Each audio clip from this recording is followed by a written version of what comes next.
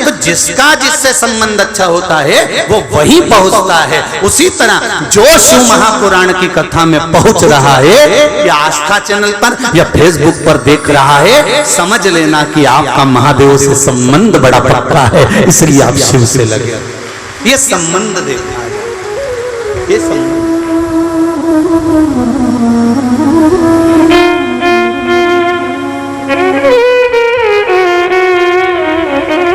हर पल, हर घड़ी, हर क्षण संबंध का क्या?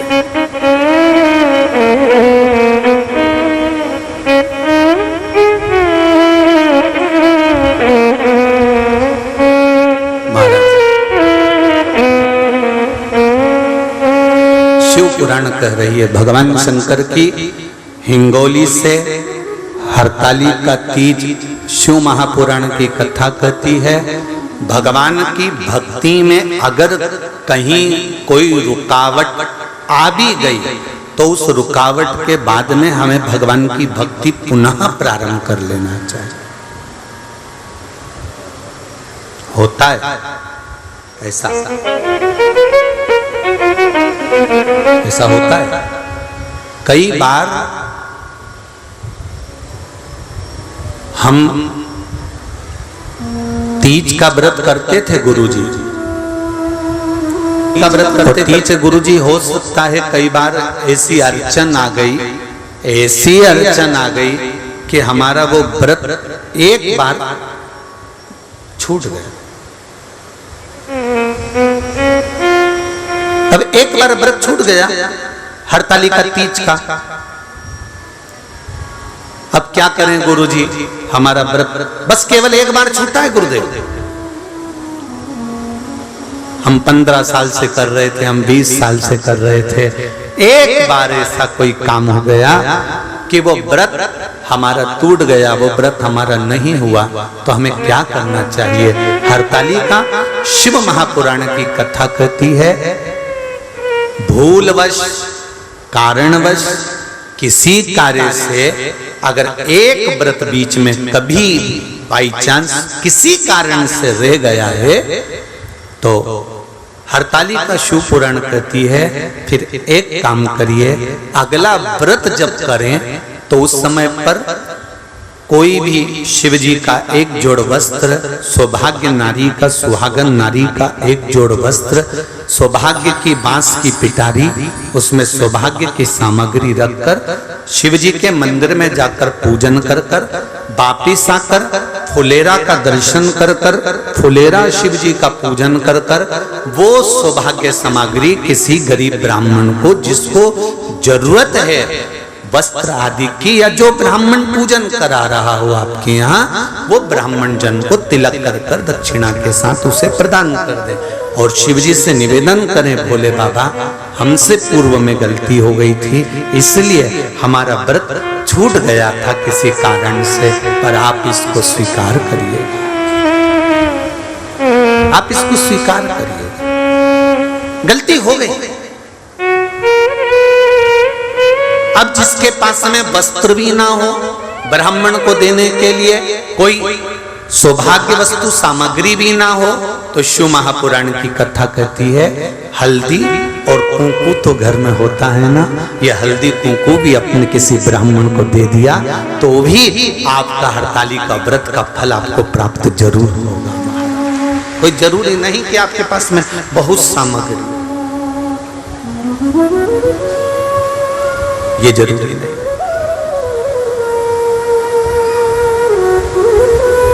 कहां से प्रारंभ हुआ है हरताली का? देव ऋषि नारद भ्रमण करते करते माता पार्वती जी के पास पहुंचे।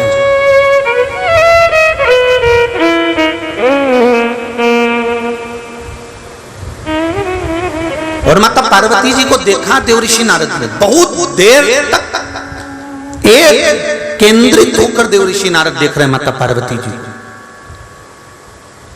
जिन माता पार्वती जी के भाग्य का गुणगान देव ऋषि नारद ने करा था कि इनको ऐसा पति मिलेगा, नग्न वेशधारी, भस्मी रमाने वाला, जटाजूट बांधने वाला, मृग चर्म पहनने वाला, जब देव ऋषि नारद बारंबार कर रहे कि इनको ऐसा पति मिलेगा, तो पार्वती जी की माता मैनावती ने तो कह दिया था कि मैं बेटी का ब्याह नहीं करूंगी। हिमालय राज ने कह दिया हम भी ठीक है, हमारी बेटी को घर में रख लेंगे, पर ऐसे लड़के के साथ बेटी नहीं ब्याहेंगे जिसके साथ में हमारी बेटी को जिंदगी भर दुख रहे। गाय, बेटी और लक्ष्मी 50 बार विचार करो तब किसी को दो।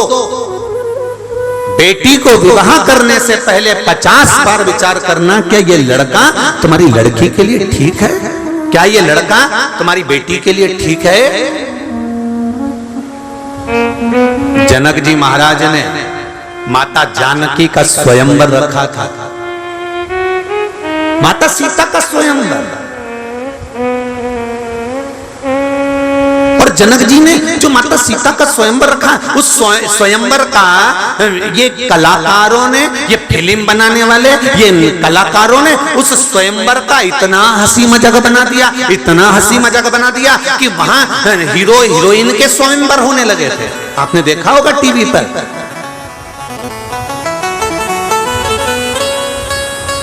और स्वयंवर होने के बाद में उनसे शादी भी हो गई, कहीं का जीत भी गया तो, और 1.5 महीने के बाद तलाक भी हो गया। अब देखिए जरा, जब तुमने जानकी जी से इसकी होड़ करी है, जब तुमने राम जी से इसकी होड़ करी है, जब तुमने इसकी होड़ माता जानकी और राघव जी से करी है, मेरे राम जी से करी है, तो सीता राम जी ने इतना दुख माता जानकी को आया तो भी वो राम से दूर नहीं हुई। इतना दुख राम जी से आया पर राम जी सीता से दुख दूर नहीं हुए। एक जानकी जी को खोजने के लिए रावण का संहार कर दिया। अगर तुमने स्वयंवर रखा था सीता जी को देखकर, अगर तुमने स्वयंवर रखा था जानकी जी को देखकर, ये फिल्म के कलाकारों ने, जो हीरो हीरोइन ने टीवी पर खूब प्रपंचा मचाया स्वयंवर का, अगर स्वयंवर रचा था तो फिर निभाती ना जीजी, क्यों नहीं निभाया। 1.5 महीने में तलाक लेके फिर घर में बैठ गए, अब अगला स्वयंवर रचाने की तैयारी करने लगे। क्यों रचाया? सनातन धर्म की हंसी उड़ाने की आदत पड़ गई है लोगों को।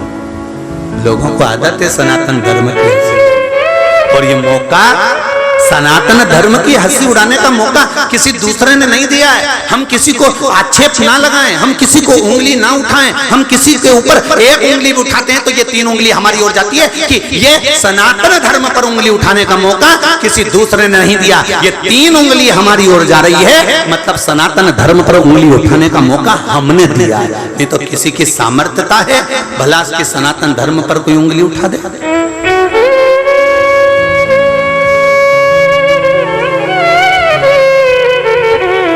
उन्होंने टीवी पर स्वयंवर रचा और आप बिल्कुल टाइम पे 8 बजे टीवी खोल के बैठ गए। अब देखेंगे अगला क्या बोलती, क्या अब देखेंगे।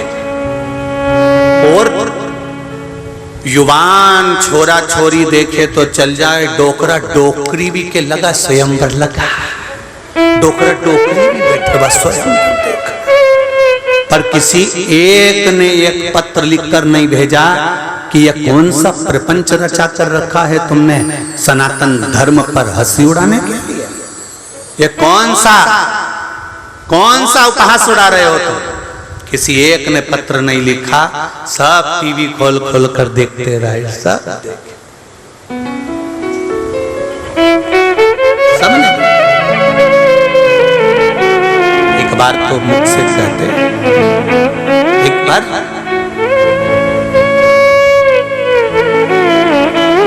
3 को देने से पहले 50 बार विचार करना। एक बेटी को देने से पहले, दूसरा गौ माता को देने से पहले, तीसरा लक्ष्मी धन पैसा देने से पहले 50 बार विचार करना कि किसको दे रहे हो। बेटी ब्याहने से पहले ये विचार करिए क्या बेटी सही जगह पर जा रही है। राजा जनक जी ने जानकी जी का स्वयंवर क्यों रखा था? जब जानकी जी की उम्र मात्र 5 वर्ष की थी तब जनक जी ने कहा था जानकी जाकर सैनिकों से कहकर आओ आज मैं धनुष की पूजन करने आ रहा हूं, तो धनुष के नीचे लीप दें। जानकी जी कहने गई तो द्वारपालों ने कहा माता जी हमने धनुष के नीचे का भाग आसपास का लीप दिया पर वो धनुष हमसे नहीं उठता है, इसलिए हमने गाय के गोबर से उसके नीचे नहीं लीपा है। जानकी जी बोली इतना छोटा सा धनुष तुमसे नहीं उठता, चलो मैं उठा देती हूँ। और जानकी जी गई, उन्होंने हाथ में गोबर लिया, उल्टे हाथ से धनुष को उठाया, गोबर को लीप कर 5 वर्ष की जानकी मैया गोबर से लीप कर धनुष को रखकर आ गई।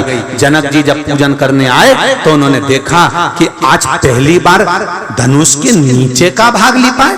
ये किसने लीपा? जिस दिन से धनुष आया है उस दिन से आज तक नहीं उठा। इस धनुष को किसने उठाया है? कौन उठाया इस धनुष को? द्वारपालों ने कहा जानकी जी ने उठाया। जनक जी हंसने लगे, 5 साल की छोरी कोई धनुष उठाएगी? बुलाओ जानकी को। जानकी बेटा तूने धनुष उठाया कैसे, ये लीपा कैसे? जानकी जी ने कहा पिताजी ये देखो, उल्टे हाथ से धनुष उठाकर सीधे हाथ से लीप कर बता दिया। जनक जी जान गए मेरी बेटी अगर उल्टे हाथ से धनुष उठा सकती है तो इसका पति सीधे हाथ से धनुष उठाने वाला चाहिए। बेटी पढ़ी लिखी है, उसके हिसाब से पढ़ा लिखा वर ढूंढो। बेटी ज्ञानवान है, उसके हिसाब से उसका वर ढूंढो।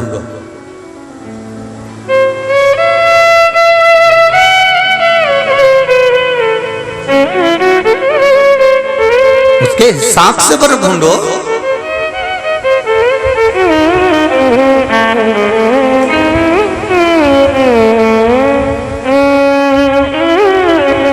पर हमने बेटी के हिसाब से वर नहीं ढूंढा, हमने हिसाब लगाने वाला वर ढूंढा। पेट्रोल पंप कितने हैं, उनका शॉप बहुत अच्छा है, 4 दुकानें हैं, खूब पैसा है, राशि ठाट है, राशि ठाट खूब पैसा, प्लाट है पुणे में, हिंगोली में, यहाँ वहां उनकी जमीन ही जमीन है, पैसा ही पैसा है। और हमने थोड़ा सा छोरा ऊंचा नीचा देखा और ब्याह दिया। और बेटी गई और मालूम पड़े तुमने धन तो देखा था पर किस्मत किसने देखी? 4-6 साल में जो पैसा देखा था कहीं डब्बे मब्बे में, कहीं शेयर मार्केट में, कहीं चूना लग गया। इतना ऊपर देख कर दिया था वो नीचे खड़ा था। ये देख कर देने की अपेक्षा ये देखना था कि लड़का लड़की को स्नेह करने वाला है कि नहीं, संभालने वाला है कि नहीं, विपदा में घबराने वाला तो नहीं है, हर पल हर घड़ी धर्म के लिए, समाज के लिए, परिवार के लिए, कुटुंब के लिए खड़ा रहने वाला है कि नहीं। फिर थोड़ा धन भी कम होता तो धक जाता, उसके भाग्य में होता तो निकाल ले जाता। पर चॉइस बहुत भारी है।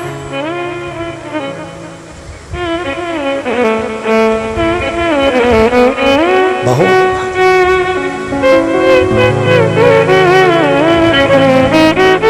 हम दूसरों को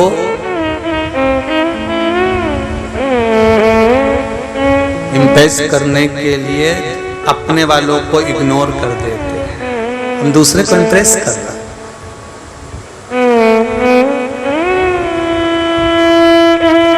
मोबाइल पर हम दूसरों को इम्प्रेस करने का प्लान बना रहे हैं, पर ये नहीं देख रहे कि जो हमारे पास है उसको तो इग्नोर कर रहे हैं।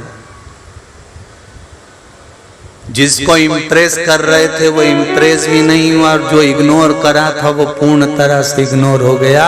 ना यहाँ के रहे ना वहां के रहे।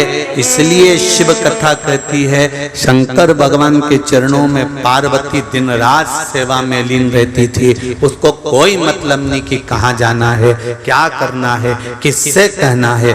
दुख आया अपने दुख को शंकर जी से कहा, तकलीफ आई भगवान शिव से कही, कुछ परेशानी आई भगवान शंकर से कही। वो भटक नहीं रही है माता पार्वती, हम भटकते। संसार में आने के बाद में हमने भटकना प्रारंभ कर दिया। थोड़े दिन यहाँ चले गए, वहां से काम नहीं हुआ, यहाँ चले गए, यहाँ से काम नहीं हुआ, वहां चले गए, वहां से काम नहीं हुआ, वहां चले गए। शिव महापुराण की कथा कहती है एक ही द्वार पर अगर जाते रहते, परमात्मा का द्वार अगर पकड़ कर रखते, भगवान शंकर का स्मरण, राम का स्मरण, कृष्ण का स्मरण करते रहते तो जीवन अपने आप पार हो जाता। हरि विठ्ठल का स्मरण करते रहते तो जीवन पार हो जाता। पर हम 24 घंटे भटक रहे हैं, 24 घंटे।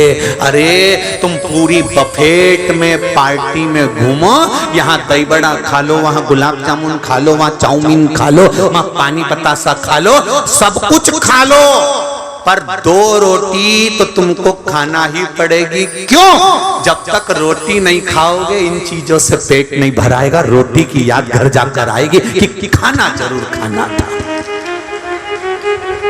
खाओ, तुम चाउमीन खाओ, लड्डू खाओ, उधर दही बड़ा, उधर आलू बड़ा, उधर छम्मक लड्डू, उधर आइसक्रीम, दुनिया भर के आइटम निपटाओ, दुनिया भर के स्टॉल खाओ, पर एक रोटी वो थाली में लेकर, सब्जी लेकर, थोड़ी दाल चावल लेकर, थोड़ा ना थोड़ा भले 2 कौर खा लोगे ना तो संतुष्टि रहेगी कि मैं रोटी खाकर आई।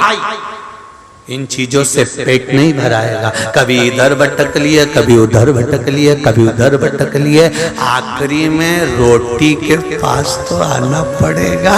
ये स्टॉल सबसे भारी है, और जो आखिरी में भी इस स्टॉल पर नहीं आता फिर उसका इंस्टॉलमेंट पूरा जमा हो जाता।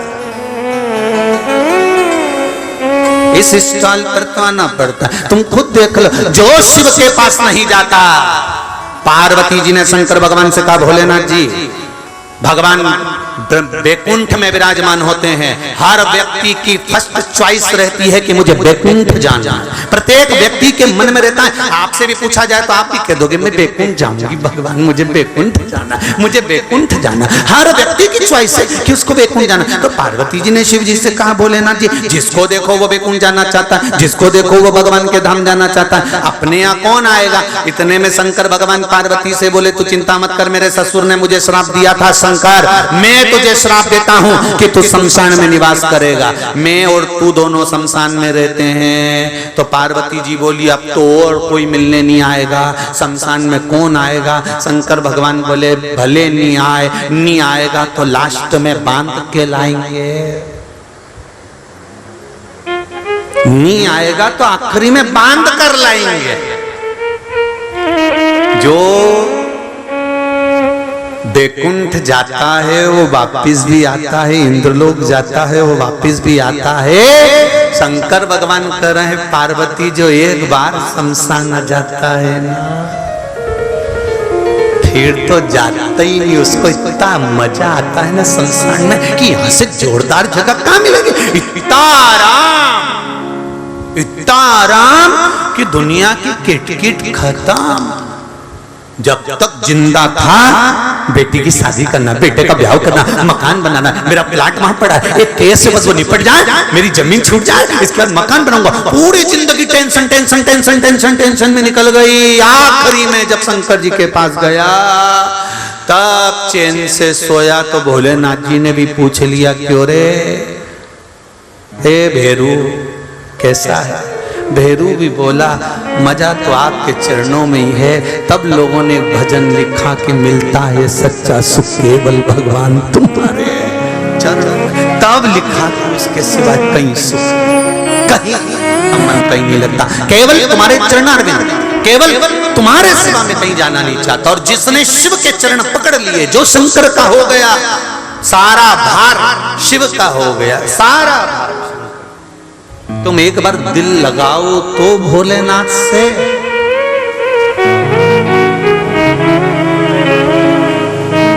जो एक बार दिल लगा लेता है उसके मोबाइल का रिचार्ज वही कराता है। बोलो तो जरा दमदारी से, सही है कि गलत है?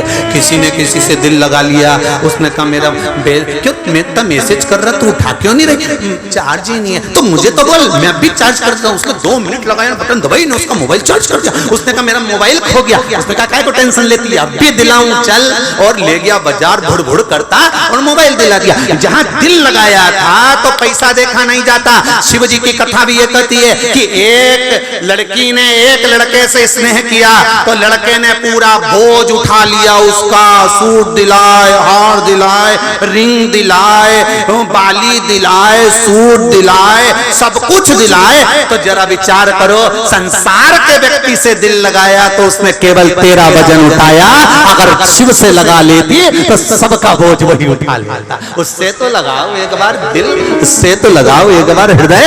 जब शंकर से दिल लग जाता है तो फिर परिवार कट्टे को आस्था चैनल पर अवश्य दिखाएं, जैसा भी समय लगे उसके अनुसार। शंभु शिव कथा, इसीलिए हम बार बार कहते हैं कि विश्वास है मेरा शिव। और जितने लोग यहाँ कथा श्रवण करने बैठे हैं, मेरे बाबा के भरोसे पर कह सकता हूँ, मेरे बाबा के विश्वास पर कह सकता हूँ, दिल से सुनना, दिखावे से नहीं। मेरे भगवान को दिखावा प्रिय नहीं है। शमशान में जाकर कोई दिखावा करता है क्या? अरे बोलो तो जम के। जो अच्छा सेठ से सेठ भी मरता है तो डनलप के गद्दे पर नहीं जाता, बांस पर और घास पर ही जाता है।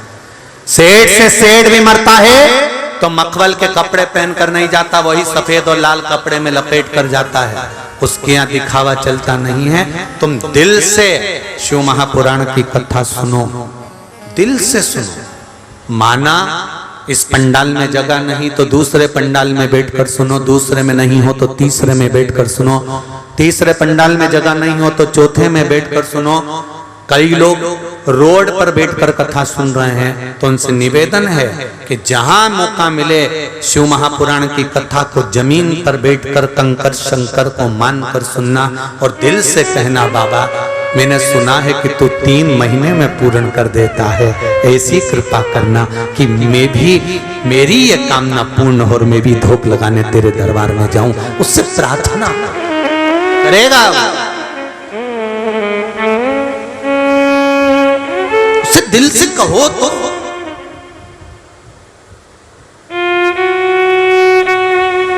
बेटी, गाय और लक्ष्मी 50 बार विचार करो तब दीजिए। बेटी को हर कहीं नहीं दे देना। गाय को किसी ऐसे, हमारे दादाजी चले गए, हमारे काका जी चले गए, गौदान करना है, ब्राह्मण को गाय दी, ब्राह्मण ने गाय ली। अब ब्राह्मण के घर में खुद की रहने की जगह नहीं तो गाय कहां से बांधेगा, भूसा कहां रखेगा, चारा कहां रखेगा, पानी कहां पिलाएगा। उसने गाय ले ली, थोड़ा सा सोने के सिंह चांदी के खुर के चक्कर में गाय ली, गाय लेकर दूसरे को भेज दी, दूसरे ने तीसरे को भेज दी, तीसरे ने चौथे को भेज दी। वो गाय बिकते बिकते कसाई के हाथ में चली गई। गाय कटी तो बद्दुआ ब्राह्मण को नहीं लगी जिसने ली थी, बद्दुआ उसको लगी जिसने दी थी। संकल्प तुमने दिया है,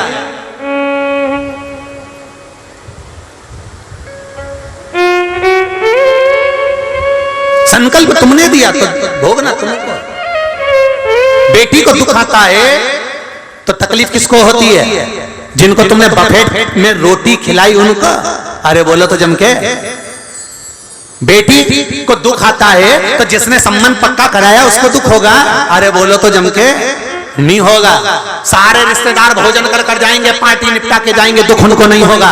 बेटी को अगर तकलीफ होगी तो या तो माँ रोएगी या बाप रोएगा, और माँ से ज्यादा बाप रोता है, कहता नहीं पर दिल में रहता है। माँ से ज्यादा बाप रोता है। बेटा माँ को प्रिय होता है और बेटी बाप को प्रिय होती है। इसलिए बाप की दौलत बेटी होती है और बेटी को इसका स्मरण करना चाहिए कि मेरे बाप मुझे दौलत समझता है तो बेटी भी अपने बाप को वो हीरा समझे, वो दौलत समझे कि ये दूसरी बार मिलने वाला नहीं है। ये समझे।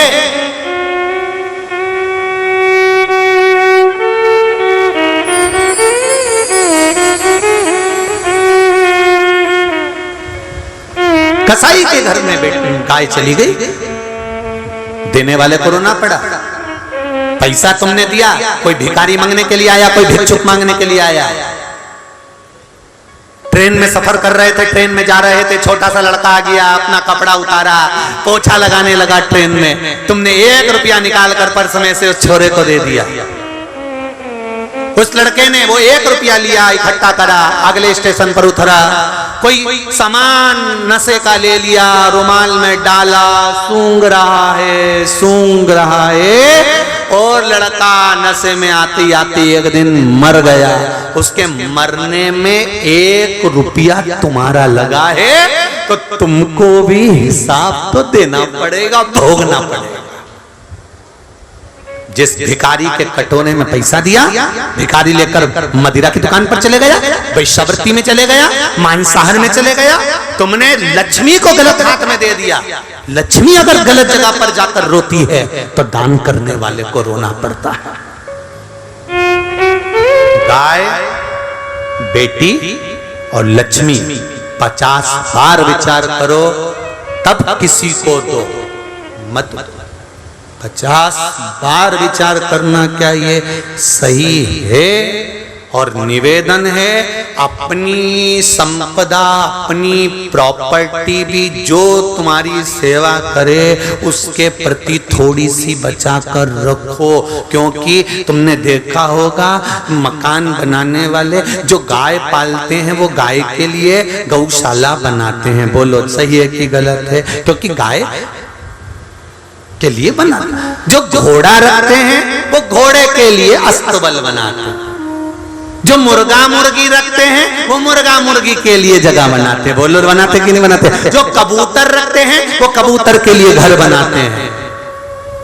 जो मिट्ठू रखते हैं, तोता रखते हैं, वो तोते के लिए घर बनाते हैं। जो मगर रखते हैं वो मगर के लिए घर बनाते हैं। जो जिस जानवर को रखते हैं उसके लिए घर बनाते हैं। पर कभी तुमने सुना कि किसी ने गधे के लिए घर बनाया? बोलो तो जरा, जम के तो बोलो। किसी के मुंह से सुना कि हमारे एक रिश्तेदार ने गधे के लिए घर बनाया? मछली के लिए घर बना लेंगे, सबके लिए घर बनाएंगे, पर गधे के लिए नहीं। जो तुम्हारा कहना ना सुने, कभी तुमको तीरथ कराने ना ले जाए, जरा जरा सी बात में चिल्ला के दौड़े, जरा जरा सी बात में अपशब्द बोले, जरा जरा सी बात में तन्न फन्न करे, ऐसे गधे के लिए घर बना के करोगे क्या? क्या करोगे गधों के लिए घर बना? जो कभी भगवान का भजन ही ना करे, जब देखो जब वो उसको देखता रहे, वो उसको देखती रहे, बस यही जिंदगी हो गई। और मालूम पड़ा 2-4 छोरा छोरी हो गए, उसके बाद में जब काम धंधे में पड़ गए, जिंदगी रोते रोते रोते रोते निकल गई। अंतिम समय आ गया, आखिरी में भगवान का भजन करने का मन करा, विचार करा था कथा में जाऊंगी। सियोर वाला महाराज आया हिंगोली में, छोरा से कहा मुझे कथा में छोड़िया। आजकल की औलाद कुत्ता घुमाना पसंद करे पर डोकरा डोकरी को ले जाना पसंद नहीं करे। कौन ले जाएगा तुमको? कौन ले जाएगा?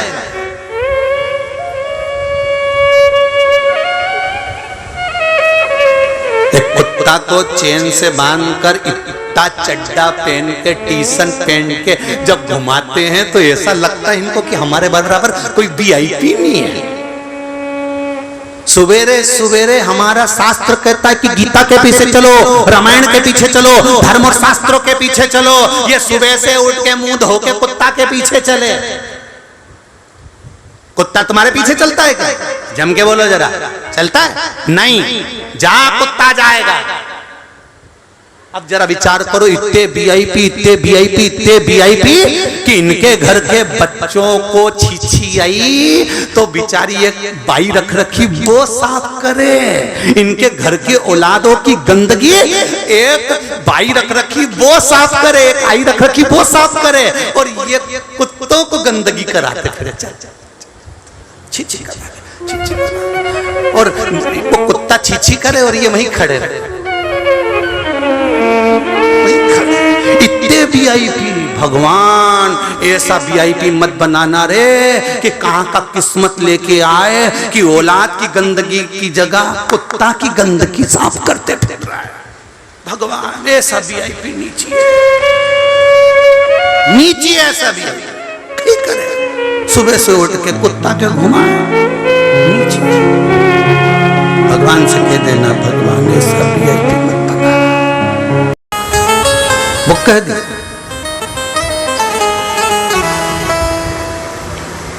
एक बात अपने हृदय में उतार कर रखी,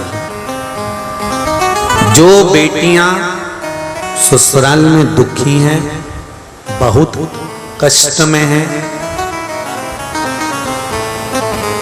या आपस में सामाजिक पति पत्नी का नहीं बन रहा है, या कोई विवादित वाली बात है, तो निवेदन है तलाक पर बात को लेकर मत जाना। एक बार बाबा देवाधिदेव महादेव का एक भाव जरूर प्रकट करना। महाराज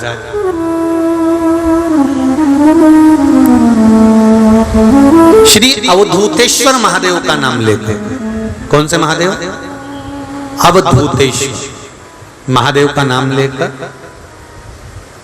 थोड़ी सी मूंग, हरी जो मूंग होती है, उस मूंग को गला लीजिए पानी में। गलाने के बाद में उस मूंग को शिव मंदिर में ले जाकर भगवान जो नंदीश्वर विराजमान होते हैं वहां रखकर 7 बेलपत्र उस मूंग पर चढ़ा दीजिए। चढ़ाकर बेलपत्र मेरे देवाधिदेव महादेव को अवधूतेश्वर महादेव के नाम से समर्पित कर दीजिए। वो मूंग उठाकर गौशाला में या आपके रोड पर कोई नंदी दिख जाए या गौशाला में कोई नंदीश्वर हो तो उस नंदी को वो मूंग खिला दीजिए थोड़ी सी। 3 या 4 प्रदोष करोगे, तलाक तक बात नहीं पहुंचेगी, आपस में प्रेम बढ़ जाएगा, बेटी को सम्मान मिलना प्रारंभ हो जाएगा और टेंशन समाप्त हो जाएगा, परिवार नहीं टूटेगा।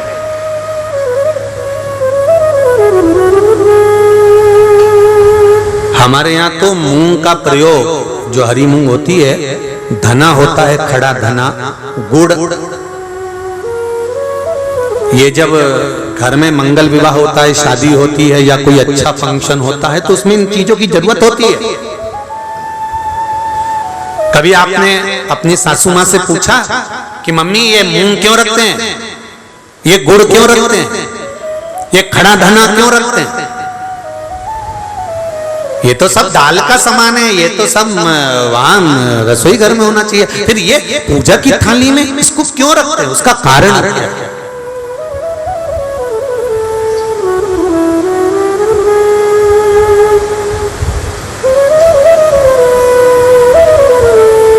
उसका कारण क्या है? कभी अपनी सासू माँ से पूछना तो सासू माँ बताएगी कि जिस समय पर भगवान शिव, भगवान महेश और उमा का संबंध हुआ था, भगवान शंकर के 51 विवाह पहले हो चुके थे, पार्वती के साथ में 52वें नंबर का विवाह है शिव जी का। इससे पहले उमा, कात्यायनी, सती, कुष्मांडा, ऐसे भगवान शंकर के साथ में जो शिव जी के गले में मुंडों की जो माला होती है ना, उस माला में जो मुंड पड़े होते हैं वो 51 है। पार्वती माता ने पूछ लिया ये मुंडे किसके हैं? शिव जी ने कहा सब तेरे। पार्वती ने पूछा वो कैसे? शिव जी कहते हैं तू इतने बार प्राणों को छोड़ चुकी है और जितने बार तू प्राण छोड़ती है उतने मुंडे में गले में धारण कर ले, तेरी माला बनाकर पहनता।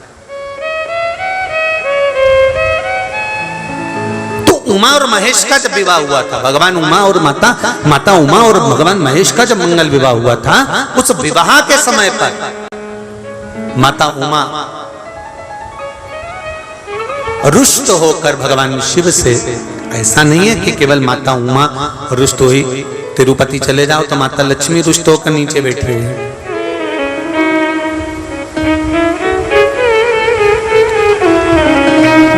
इंद्र जी का दर्शन करो तो इंद्राणी पारिजात के वृक्ष के लिए रुष्ट होकर,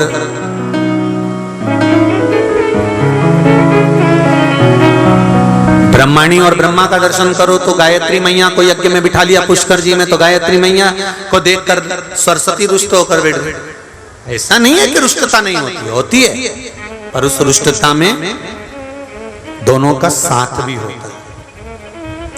लक्ष्मी मैया से भगवान विष्णु से लक्ष्मी ऐसी दुष्ट होकर गई कि नीचे आके बैठ गई, पर भगवान के पास नहीं पहुंची। ब्रह्माणी ब्रह्मा के पास नहीं पहुंची, पर पार्वती उमा सती शिवजी के पास के बिना दूर गई नहीं। दोनों पार्वती मैया माता उमा रुष्ट होकर भगवान महेश से चली गई, और जब भगवान महेश से रुष्ट होकर माता उमा जाती हैं, माता उमा चली जाती हैं, तब उस समय पर ऋषियों ने संतों ने आकर माता उमा को समझाया।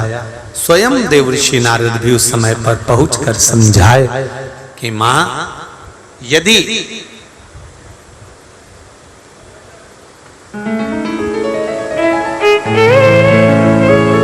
जो नंदी दिन भर भगवान की आराधना में लगा रहता है, उस नंदी को यदि अर्चन किया जाए तो उसका फल हमें मिलेगा। उमा माता ने दोनों के संबंध को श्रेष्ठ बनाने के लिए मुंह भगवान नंदीश्वर को समर्पित करे। बहुत ध्यान दीजिएगा, आज भी बुजुर्ग माताएं पूजा की जो थाली रहती है उसमें गुड़, मूंग, धना, जब मंगल विवाह होता है या कोई अच्छा कार्य होता है, शुभ कार्य होता है, तो उसमें ये रखती हैं। उसका कारण है कि जिसका संबंध जोड़ा जा रहा है, जो लड़का लड़की का संबंध हो रहा है, या कोई सगाई हो रही है, या इन लोगों का आपस में कोई जुड़ाव हो रहा है, या दो रिश्तेदार आपस में मिल रहे हैं, तो इन लोगों में कभी विवाद खड़ा नहीं, कभी विवाद इनका आपस में प्रेम। अब यहाँ का तो नहीं मालूम, पर हमारे उधर तो आज भी नियम है, जब कोई अतिथि आता है, कोई विशेष आता है, तो जब आरती उतारते हैं तो थोड़ा सा गुड़ अतिथि को मुख में दे देते हैं, हाथ में दे देते हैं। अब यहाँ का नहीं मालूम, पर हमारे उधर का तो नियम है। मारवाड़ में भी, राजस्थान में भी, मध्य प्रदेश में भी, आदि आदि यहाँ पे भी शायद होगा कि आरती करते समय थोड़ा सा गुड़, उसमें शक्कर नहीं, गुड़ दिया जाता है। उस गुड़ की महत्वता क्या होती है? गुड़ की मूलता क्या होती है? महाराज, शक्कर के दाने बिखरे रहते हैं और गुड़ के दाने बंधे रहते हैं। इसलिए सनातन धर्म में केक काटने की प्रथा नहीं है। सनातन धर्म में लड्डू बनाकर बांटने की प्रथा। केक सनातन धर्म में नहीं काटा जाता। केक काटोगे तो टुकड़े टुकड़े होकर अलग हो जाएगा, और लड्डू का मतलब होता है कि बिखरे बिखरे दानों को जोड़कर एक कर देना और उसे वितरित कर देना। मतलब संसार को, परिवार को, कुटुंब को एक करने का सनातन धर्म ज्ञान देता। सनातन धर्म वर्णन गुड़ जोड़ता। जितने समय अतिथि हमारे घर में रहे, मेहमान हमारे घर में रहे, जिसको हमने आरती के समय पर गुड़ दिया है, जिसको हमने गुड़ दिया है, वो पाकर आनंद के साथ में रहे। अच्छा, कभी तुमने सुना जो जिसके यहाँ पर गणेश जी नहीं होते, शादी ब्याहों में अगर गणेश जी नहीं मिलते तो क्या करते हैं? वो गुड़ का जो ढेला होता है ना, उसी को आधा तोड़कर गणेश जी बना के रख देते हैं, और उसी आधे गुड़ के ढेले का भोग लगा देते हैं। गुड़ का ही गणेश और गुड़ ही खजा। देखिए जरा भाव देखिए हमारे सनातन धर्म, भगवान को रिझाने का तरीका देखिए। अब कई लोग कहते हैं ये गुड़ से क्या होता है, ये मूंग से क्या होता है, ये धने से क्या होता है, चावल से क्या होता है, बेलपत्र से क्या होता है। अरे भाई, समर्पित करोगे, पाओगे तो जानोगे ना। और हमने पहले भी कहा, आज फिर कह रहे, शिव मंदिर में चढ़ी हुई बेलपत्र आप अगर उठाकर ला रहे हो निर्माल्य उठाकर ला रहे हो तो शंकर भगवान से बेलपत्र लाते समय आपको उठाने से पहले शिव जी के सामने हाथ जोड़कर, हाथ पसार कर कहना पड़ेगा, बाबा मुझे ये रोग है, इस रोग के लिए मुझे औषधि के रूप में आप बेलपत्र दे दीजिए। हम ये नहीं जानते क्योंकि शिव महापुराण में लिखा है कि नर्मदेश्वर महादेव पर चढ़ा हुआ सामग्री निर्माल्य प्रसाद पा सकते हो, बाकी के शिवलिंग पर चढ़ा हुआ का भाग तो जो वैरागी होते हैं, त्यागी होते हैं, संत होते हैं, साधु होते हैं, उनके लिए होता है। पर यदि हम नर्मदेश्वर महादेव नहीं भी है और हमको रोग है, तकलीफ है, कष्ट है, तो जो बेलपत्र हम शंकर जी से मांग कर ला रहे हैं उनसे कहकर लाओ, हमें औषधि दे दीजिए। तो वो औषधि के रूप में हम लेकर आएंगे, तो वो हम खाएंगे तो हमारे शरीर को वो लगेगी। हम ये नहीं कह रहे कि आप इसी का लेकर आओ या नर्मदेश्वर को ढूंढो फिर उसका शिवलिंग लेकर आओ। कहाँ ढूंढोगे? आप तो औषधि मांग कर लाइए। आप उससे औषधि के रूप में मांगो। नारद ने पार्वती जी को देखा, जिनका भाग्य में बताकर आया था, जो पार्वती के पिता को मैं कहकर आया था, ये पार्वती को जो पति मिलेगा वो नग्न वेशधारी, भस्मी रमाने वाला, जटाजूट बांधने वाला, एकांत का आवास करने वाला, ऐसा पति मिलेगा। तो देवऋषि नारद से कहा हम इसका विवाह नहीं करेंगे, हम इसको घर में रखेंगे। तब नारद जी ने कहा बेटी के भाग्य में सुख लिखा होगा तो सुख मिलेगा और दुख लिखा होगा तो दुख मिलेगा। तुम करोड़ों का वैभव देखकर भी दे दोगे, किस्मत में लिखा होगा तो ही तो भोग पाएगी ना, किस्मत में नहीं होगा तो भोगेगी क्या?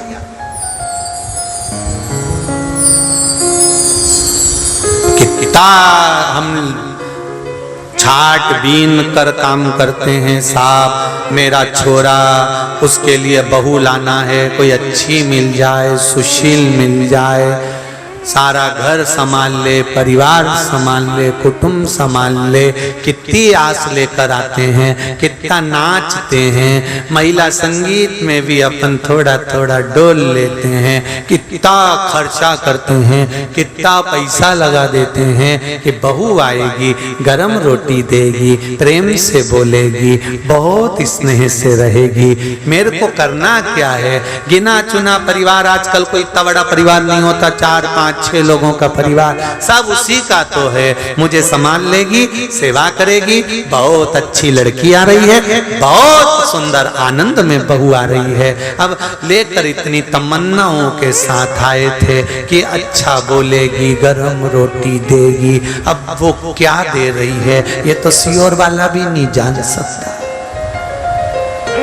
कौन?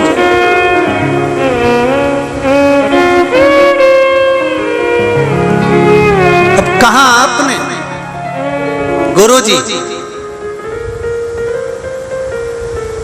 कई लोग आते हैं लड़कियों का फोटो लेकर, हमारे लड़के की लड़की देख के आए, गुरुजी देख के बताओ कैसी रहेगी? हमने कहा बहुत बढ़िया। गुरुजी हम 8 लोग गए थे देखने, आधा घंटा बैठे गुरुजी, लड़की भी बैठी, मिली, पर मुंह से आवाज नहीं आई। गुरुजी ऐसी जोरदार लड़की, इतनी सुशील, इतनी बढ़िया, बिल्कुल नहीं बोली। गुरुजी आप देख के बताओ ना कैसी है? तो हमने भी कह दिया अभी नहीं बोलेगी, जब वो बोलेगी तो तू भी डोलेगी, अभी काहे को बोलेगी? शादी कराना है कि नहीं कराना?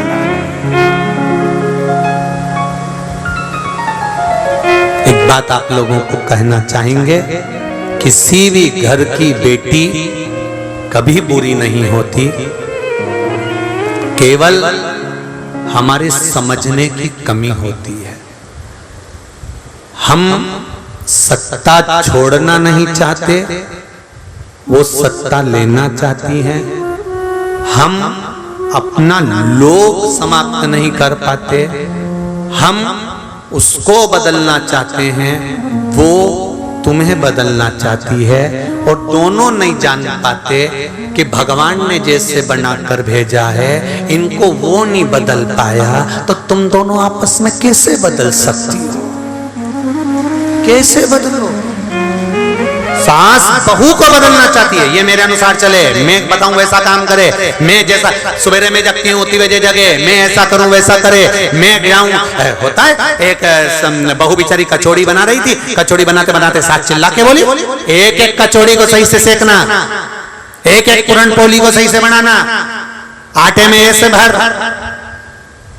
ऐसे कर, एक एक भजिया अच्छा तलना, एक एक कचौड़ी अच्छी बनाना, एक एक इडली अच्छी बनाना। जब देखो जब सास बोलती रहे एक एक काम ऐसा करो, एक एक काम ऐसा करो। एक दिन बहू नहाने के लिए गई, 4 घंटे बाहर नहीं गई, 4 घंटे ही नहीं। सास चिल्लाती रही, बेटा क्या कर रही है? मम्मी एक एक बाल को शैम्पू कर रही हूं। और बोल, एक एक कचौड़ी को तल। क्यों बोले? वो उसको बदलना चाहती है, वो उसको बदलना चाहती है। अब ये दोनों ही नहीं जानते कि इनको बदलना कठिन है, बहुत कठिन। इसलिए सासू जी से भी निवेदन है और बहू रानी जी से भी निवेदन है, दोनों एक दूसरे को मत बदलो। थोड़ा सा जो समय मिले उसमें शंकर का गुणगान करो और जो बने प्रेम से काम करो। इससे बढ़कर कोई आनंद नहीं है साहब। गृहस्थ आश्रम से बड़ा कोई आश्रम नहीं है, उसमें जो सुख है वो सुख कहीं नहीं। आप दिल से रहिए, प्रेम से, आनंद से, स्नेह से। शिव कथा करे देवऋषि नारद ने मन में सोचा कि मैंने इतना बताया सब कुछ। हिमालय राज ने कहा मैं बेटी नहीं भी आऊंगा। देवऋषि नारद ने कहा बेटी तो भी आना पड़ेगी, घर में कब तक रखोगे? इसलिए एक निवेदन है, बेटी से कहना जब वो बड़ी हो जाए तो बेटी से कहना कि तू शिव जी की आराधना कर। सारे अवगुण शंकर में हैं, पर शंकर में गुण भी एक है कि वो परमात्मा है, वो भगवान है, वो देव अधिदेव महादेव है, वो महादेव है।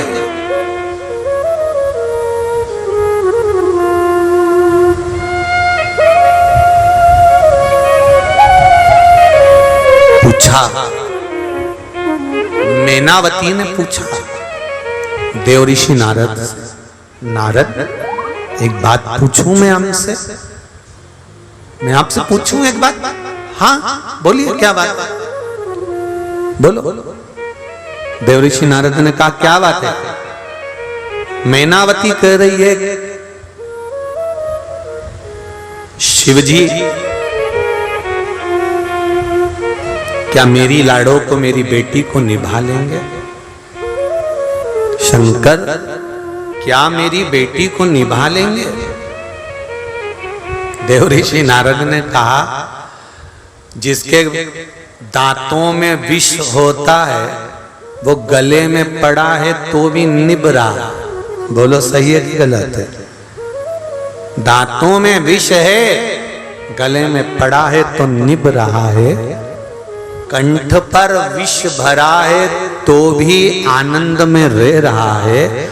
जिसको टेंशन बहुत होता है उसकी रात की नींद चली जाती है, पर शंकर भगवान के कंठ पर विष भरा है तो भी आंख बंद करके चकाचक बैठे, कोई टेंशन।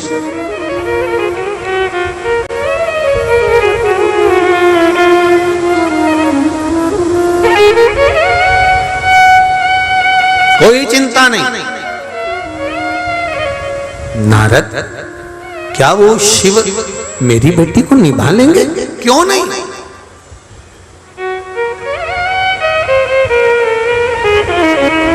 सारे देवताओं की लिस्ट निकाल लो। लक्ष्मी जी ने भगवान विष्णु को श्राप दिया था, केवल भगवान विष्णु लक्ष्मी को देखकर हंस दिए थे तैयार होते समय, और नारायण हंसे और लक्ष्मी को क्रोध आ गया। हे नारायण,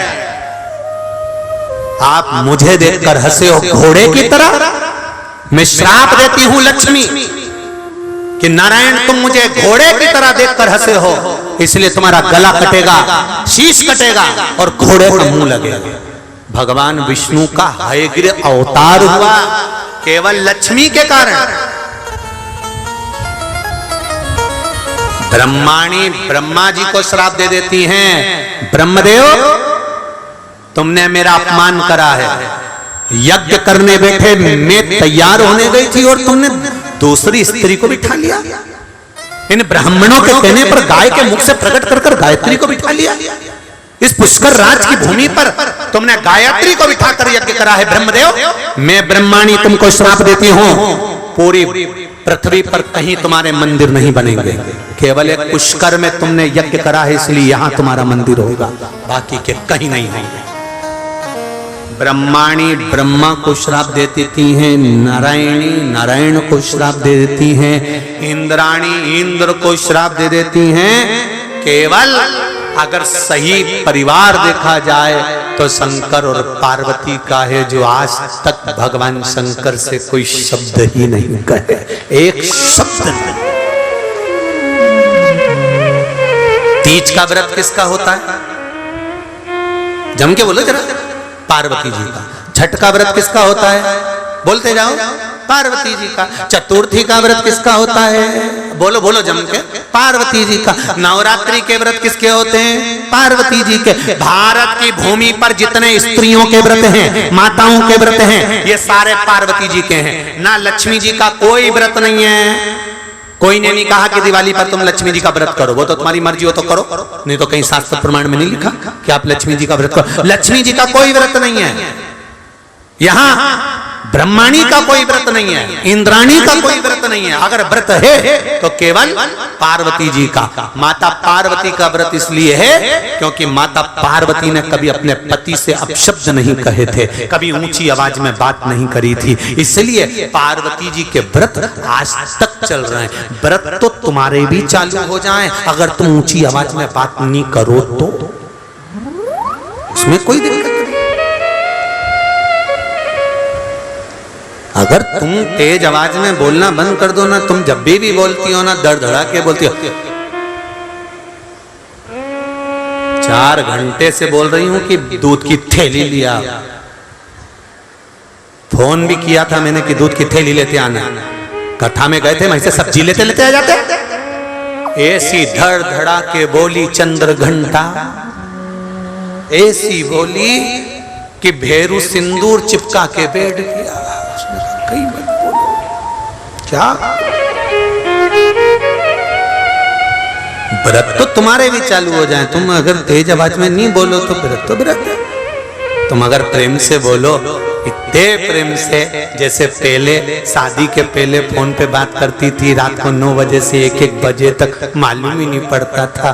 दोनों लगी रहते हैं। 12-1 बजे घर के लोग भी कहते अब तो सो जा छोरा, कि मम्मी बस थोड़ी सी बात और कर लो। छोरी से कहा बेटा सो जा। शादी के पहले 1-1, 2-2 बजे तक बात करे, और शादी के बाद ऐसा वो कहे ना, शादी का 1 साल पति बोले पत्नी सुने, शादी का दूसरा साल पत्नी बोले पति सुने, और शादी के बाकी के साल पति पत्नी दोनों बोले पूरा मोहल्ला सुने। कहाँ मतलब?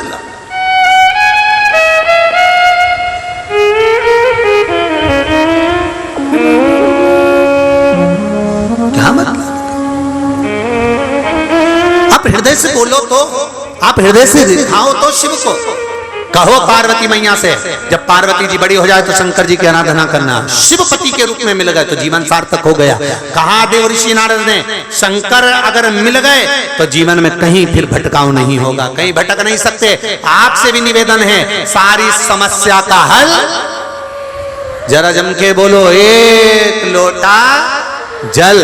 और उस 1 लोटे जल की महत्वता को जिस दिन जान गए उस दिन जीवन आया 1 लोटा जल।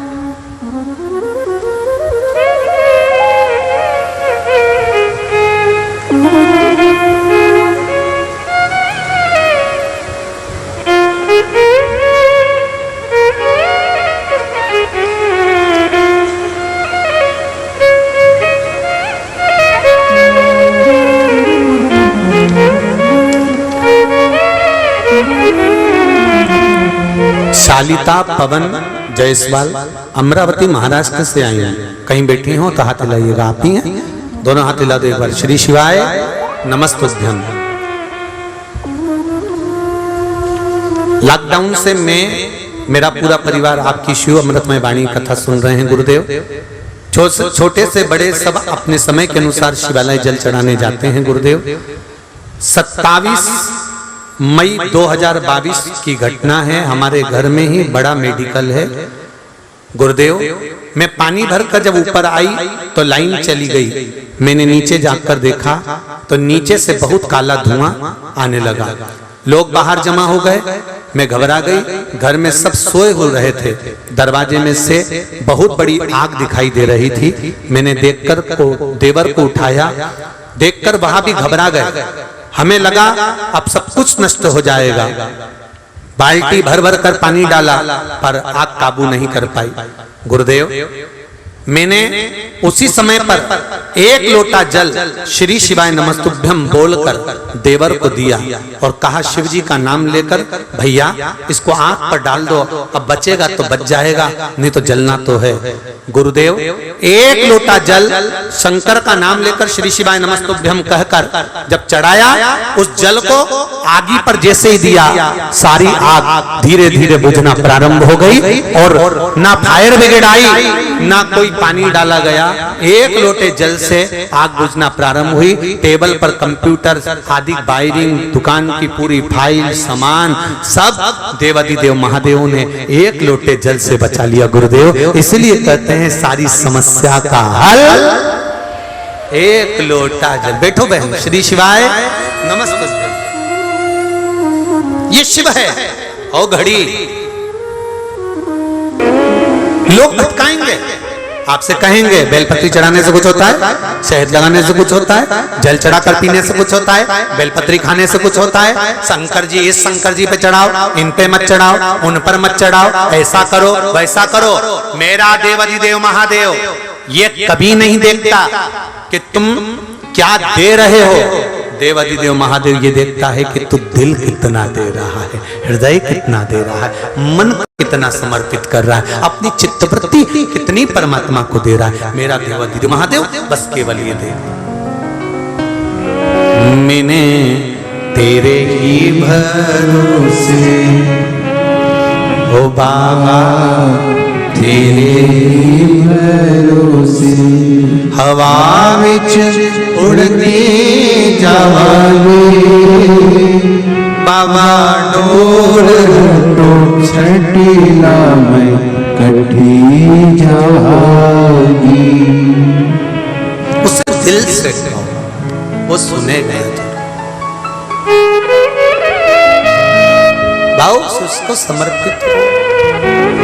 जैसे अर्जुन कृष्ण के प्रति समर्पित थे और कृष्ण माता कुंती के प्रति भाव प्रणीत था, ऐसा हृदय से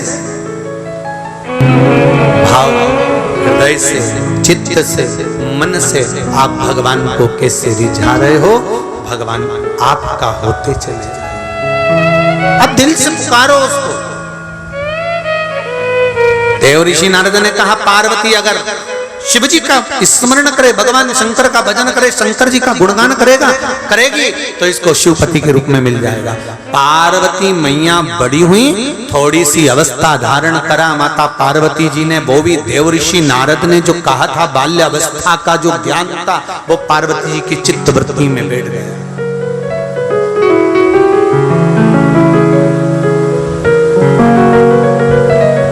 बचपन का ज्ञान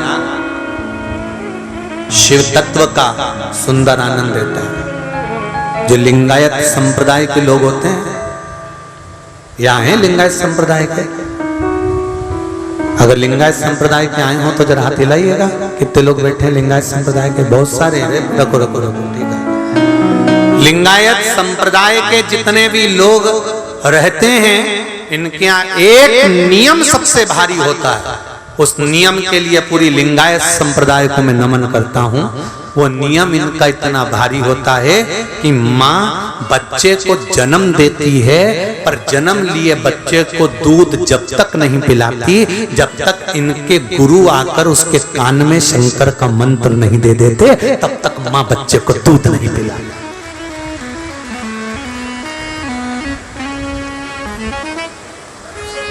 मैं नमन करता हूं लिंगायत संप्रदाय के सभी भक्तों को, जिनके गले में शिवलिंग, एक चांदी की डब्बी में बाबा शंकर का शिवलिंग, कंकर शंकर इनके गले में रहता है, हर पल हर घड़ी हर क्षण, हर पल हर घड़ी हर क्षण।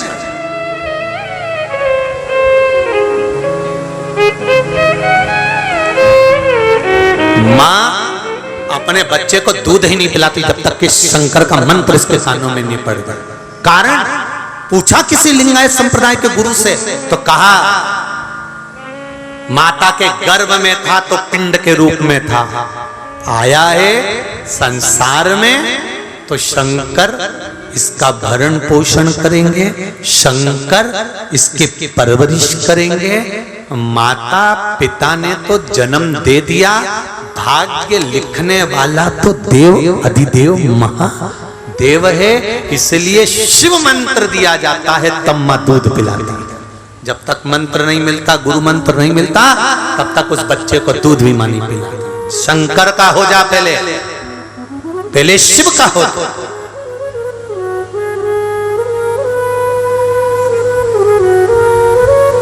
पूरे देश और विदेश में विराजमान लिंगायत संप्रदाय के भक्तों को दंडवत प्रणाम करता हूं। आपका विश्वास, आपकी अटूटता, आपके हृदय की चित्तता, शंकर का गुणगान, उसका भरोसा, दृढ़ता छूटती नहीं।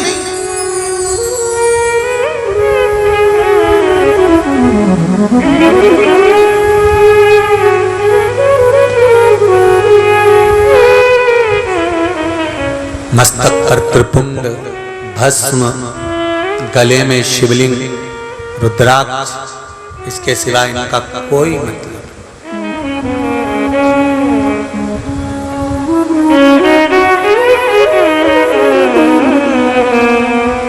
शुरुआत भी शिव है और अंत भी शिव है। शंकर के सिवा के सिवा है कौन? शंकर के सिवा जाने कौन जाने?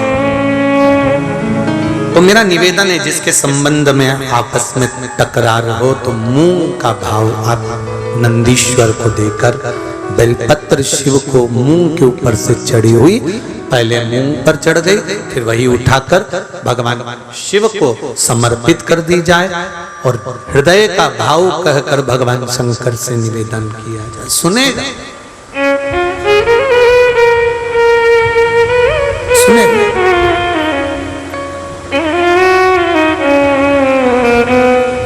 बाल्यावस्था में बच्चों को दिया गया ज्ञान आखिरी तक काम आता है। एक बात परली बैजनाथ की धरा पर कही थी, शिव महापुराण में जो सोमानी परिवार कथा करवाए हैं, उसमें एक बात कही थी, अगर आपके बच्चों ने एक लोटा जल शंकर भगवान को चढ़ाना प्रारंभ कर दिया, मंदिर जाना प्रारंभ कर दिया, तो आप टेंशन मत लेना, आपका बुढ़ापा वृद्धाश्रम में नहीं